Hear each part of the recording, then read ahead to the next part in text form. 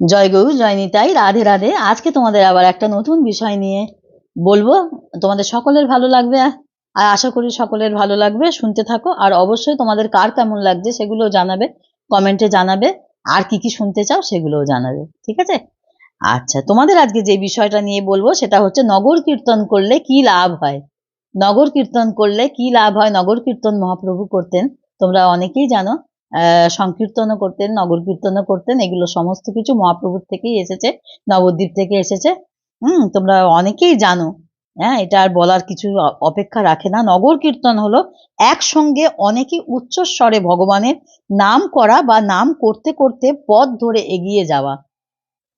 নাম করতে করতে পথে মহাপ্রভু চলতো যে একটা দল নিয়ে নাম করতে করতে, হরিনাম করতে করতে, সেটাকে বলছে যে নগর কীর্তন। হ্যাঁ, এইটাকে বলা হয় নগর কীর্তন। তাহলে আমরা কি জানতে পারলাম নগর কীর্তন করলে কি লাভ হয়, এইটা এবার জানবো। আর প্রথমে জানলাম নগর কীর্তন কাকে বলে। এবার আমরা জানবো নগর কীর্তন করলে কি লাভ হয়। শ্রী নাম সংকীর্তন সর্বযুগে সর্বাভীষ্ট প্রদানের সমান সমর্থ। সমস্ত কর্ম, ধর্ম, ব্রহ্মজ্ঞান, তীর্থ, ব্রত আদি সর্বকিছু একমাত্র ভগবানের নাম সংকীর্তনের মধ্যে আছে। কীর্তন শোভন মাত্র সম্পূর্ণ অধর্ম নাশ এবং পাপের ক্ষয় হয়ে যায়। ইহা ভাগবত ভক্তি এবং প্রেমের জননী। ইহার সমান অন্য কোনো সুগাম সরল সর্বোপরি সাধন নেই। সেই জন্য ইহাকে সাধন সম্রাট বলা হয়। নাম জপ বা নাম সংকীর্তন করলে বায়ু তরঙ্গের মাধ্যমে তা সারা বিশ্বে ছড়িয়ে পড়ে।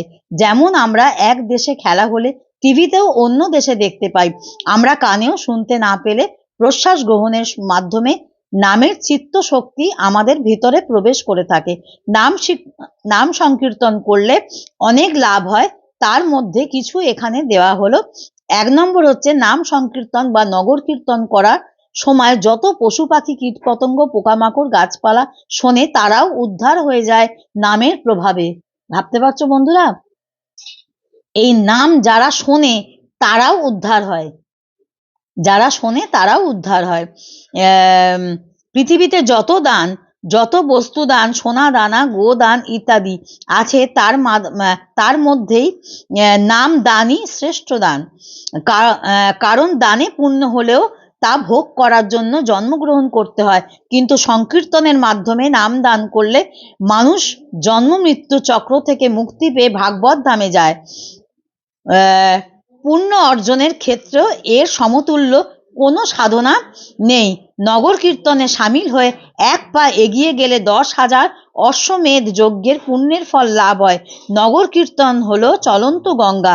গঙ্গায় স্নান করলে তা বাহ্যিক পবিত্রতা হয়, আর কেবল সেই পবিত্র হয়, যে করে সেও আর কি পবিত্র হয়। আর নগর কীর্তন করলে অসংখ্য জীবের কল্যাণ হয়। যে গ্রামে বা এলাকায় নগর কীর্তন বা নাম সংকীর্তন হয়, সেই গ্রামে বা ওই এলাকায় ভূত পেত পিশাচের গমন হয় না। সেই গ্রাম খারাপ বায়ু প্রভাব থেকে মুক্ত হয়। সংকীর্তনে অসংগ্রহণকারী ব্যক্তির পাদস্পর্শ মাটি শুদ্ধ হয়ে যায়। সংকীর্তনে অসংগ্রহণকারী ব্যক্তির দৃষ্টি যতদূর যায় তার মধ্যে অবস্থিত সকল ব্যক্তি উদ্ধার হয়ে যায়। সংকীর্তনে অসংগ্রহণকারী ব্যক্তির দৃষ্টি ওপরের দিকে গেলে ওপরে আকাশ উদ্ধার না পাওয়া পিতৃপুরুষগণেরাও উদ্ধার হয়ে যায়। যে ব্যক্তি সংকীর্তনে অংশগ্রহণ করে তার সকল পূর্বপুরুষ জোর করে বৈকুণ্ঠের দরজা দিয়ে বৈকুণ্ঠ ধামে প্রবেশ করার অধিকার লাভ করে। নগর কীর্তনে বা সংকীর্তন করলে সংসারের ও আধ্যাত্মিক উভয় দিক থেকেই করা হয়, উভয় দিক থেকেই লাভ খুব বেশি হয়। বর্তমানে অনেক রোগ সারাতে ডাক্তারবাবুরাও রোগীকে মর্নিং ওয়াক করার জন্য বলে থাকে। তোমরা তো সকলেই জানো এগুলো বৈজ্ঞানিক কথাবার্তা। যাই হোক, আর একটা হয় যে সকালে নগর কীর্তনে বের হলে শ্বাস প্রশ্বাসের সঙ্গে অক্সিজেন, পূর্ণ বিশুদ্ধ বায়ু, এগুলো সমস্ত বৈজ্ঞানিক কথাবার্তা বলছে। আর তোমাদের আর একটা কথা বলবো যে নাম সংকীর্তন করার ফলে অনেক কিছু হয়। তোমাদের যেটা আমি বলবো সেটা হচ্ছে 2টি বেলা শঙ্খধ্বনি, ঘরে সন্ধে দেবে, পুজো করবে, এগুলো তো করবে, তার মধ্যে মধ্যে করবে কি, যখন তোমরা ঠাকুরকে আরতি করবে তোমরা অবশ্যই হরিনাম করবে, এতে সংসারের অনেক মঙ্গল হয়। আর একটা হচ্ছে, ঘরে যত নেগেটিভ এনার্জি থাকে, তোমরা অনেকে যারা ফেংশুই মত মানো বা যারা তোমরা অ্যাস্ট্রোলজার মানো, তারাও এটা কিন্তু মানে তারা এগুলো বুঝবে, বা তারা এগুলো যদি শুনতে থাকো তারাও এগুলো বুঝবে। এতে ঘরে অনেক নেগেটিভ এনার্জি দূর হয়। এতে এতে হরিধ্বনিতে, উলুধ্বনিতে, শঙ্খধ্বনিতে ঘরে যত রকম পিশাচ বা কোনো রকম অপদেবতা, দেবতা, এগুলোর যদি মানে অপদেবতার যদি এগুলো যদি ঘরে যদি প্রভাব পড়ে, তোমার ওই হরিনাম সংকীর্তন, তোমার ওই ঠাকুরের কাছে হরিনামের জন্য বা ওই শঙ্খধ্বনির জন্য সমস্ত কিছু কিন্তু চলে যাবে। আর অবশ্যই কিন্তু ঠাকুরকে নিত্য আরতি করবে।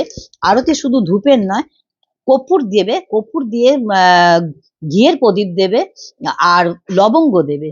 লবঙ্গে ঘরের নেগেটিভ এনার্জি দূর হয়, ধুনো নেগেটিভ এনার্জি দূর হয়।